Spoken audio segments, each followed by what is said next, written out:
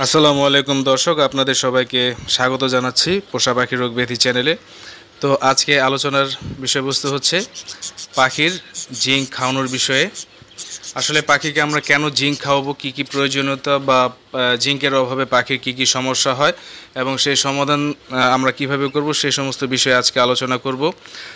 তো আসুন আমরা শুরু করি। জিঙ্ক কেন খাওয়াবো এবং জিঙ্কের অভাবে কী কী সমস্যার সম্মুখীন আমরা হব পাখি পালন করতে গিয়ে।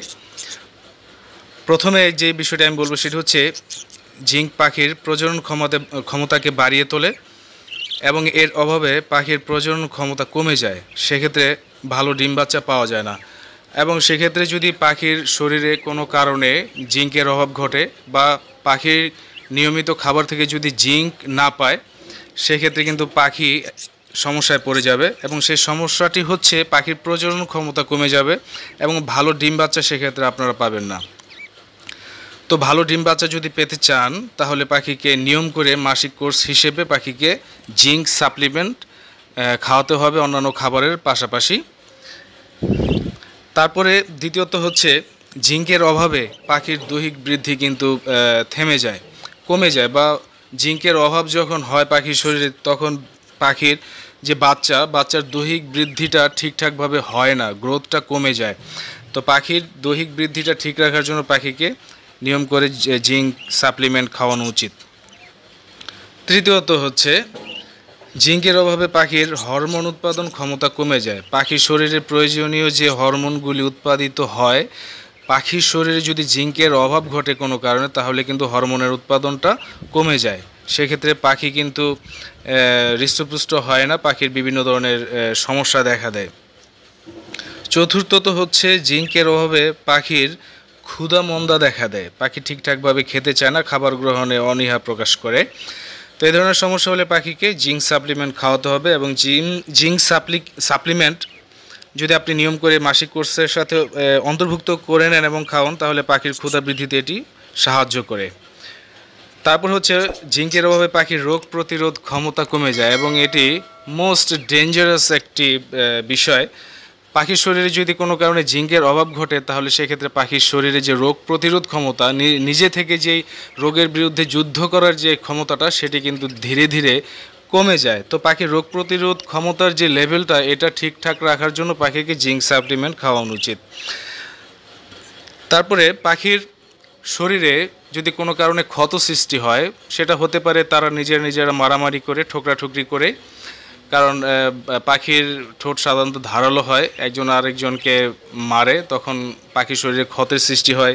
তারপর বাজরিগার পাখি, বিশেষ করে খুব চঞ্চল পাখি, খাঁচার ভিতরে এটা যখন ছোটাছুটি করে তখন বিভিন্ন কারণে এটা ব্যথায় পেতে পারে, কেটে কুটে যেতে পারে, তখন এটা একটা ক্ষতের সৃষ্টি হয়।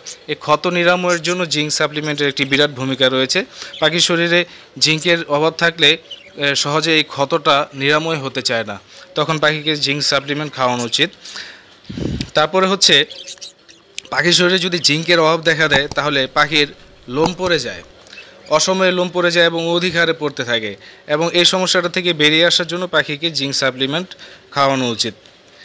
তারপরে হচ্ছে বাচ্চার নতুন লোম গজানোর ক্ষেত্রে কিন্তু জিঙ্কের একটি গুরুত্বপূর্ণ ভূমিকা রয়েছে।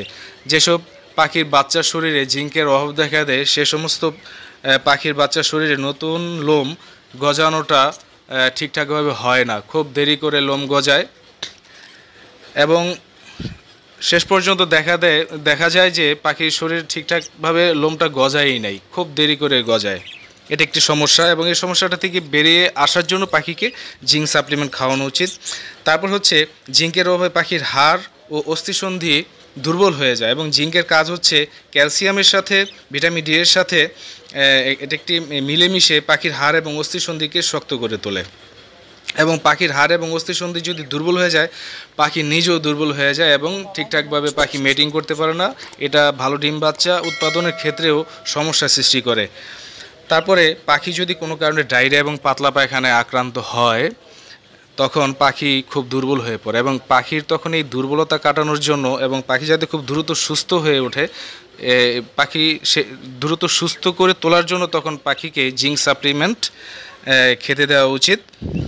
তো এই হচ্ছে সমস্যাগুলি যা জিঙ্কের অভাবে হয় আমরা ফেস করি আমরা যারা পাখাল।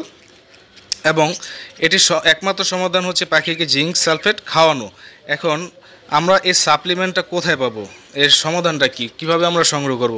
সারা বাংলাদেশের যে কোনো ভেটেরিনারি ফার্মেসি, অর্থাৎ যেখানে পশু পাখির ঔষধ বিক্রি করা হয় যে সমস্ত ফার্মেসিতে, এই যে কোনো ফার্মেসিতে আপনারা জিঙ্ক সাপ্লিমেন্ট পাবেন।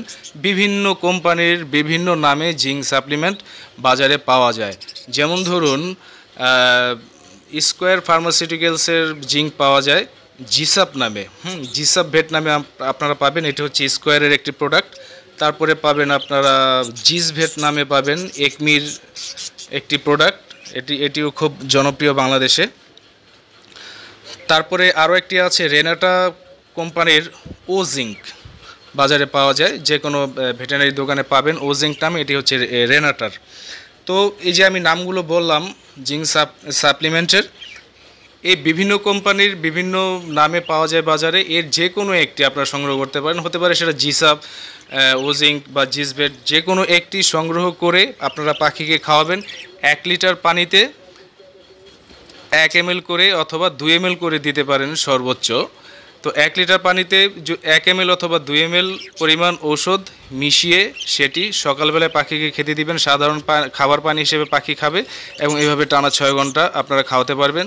6 ঘন্টা পরে এই পানিটি নষ্ট হয়ে যাবে, এই জিঙ্কের কার্যকারিতা নষ্ট হয়ে যাবে। তখন এই পানিটি আপনার ফেলে দিয়ে পাখিকে নতুন পানি খাবার পানি হিসেবে দিতে হবে। এবং আপনারা যে জিঙ্ক সাপ্লিমেন্টের যেই বোতল, এটি তরল আকার থাকে এবং এটির যে ক্যাপ, এই ক্যাপটি খোলার পরে আপনারা সর্বোচ্চ 1 মাস পর্যন্ত এটি ব্যবহার করতে পারবেন, তারপরে এটি কিন্তু ফেলে দিতে হবে। এখন এক্ষেত্রে একটি সমস্যা থেকে যায়, ধরুন আপনার 1 জোড়া বা 2 জোড়া বা 3 জোড়া পাখি, এই 3 জোড়া পাখির জন্য 1 লিটার পানি গোলানোর কোনো প্রয়োজন পড়ে না।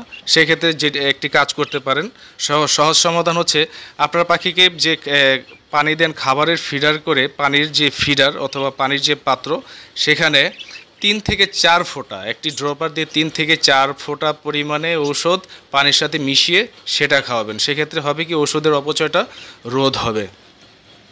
তো এভাবে আপনারা সপ্তাহে 3 থেকে 4 দিন আপনারা জিঙ্ক সাপ্লিমেন্ট পাখিকে খাওয়াতে পারেন। এবং এভাবে যদি মাসিক কোর্সের অন্তর্ভুক্ত করে পাখিকে ট্রিটমেন্ট দেন, পাখি সদা সর্বদা সুস্থ থাকবে, খুব ভালো মানের ডিম বাচ্চা আপনারা পাবেন। তো বন্ধুরা, আশা করি আমি আপনাদেরকে বোঝাতে পেরেছি বিষয়টা এবং আপনারাও বুঝতে পেরেছেন এবং সেভাবে আপনারা করবেন এবং আপনাদের পাখি সুস্থ সবল থাকবে, ভালো ডিম বাচ্চা পাবেন। তো আজকে এ পর্যন্তই।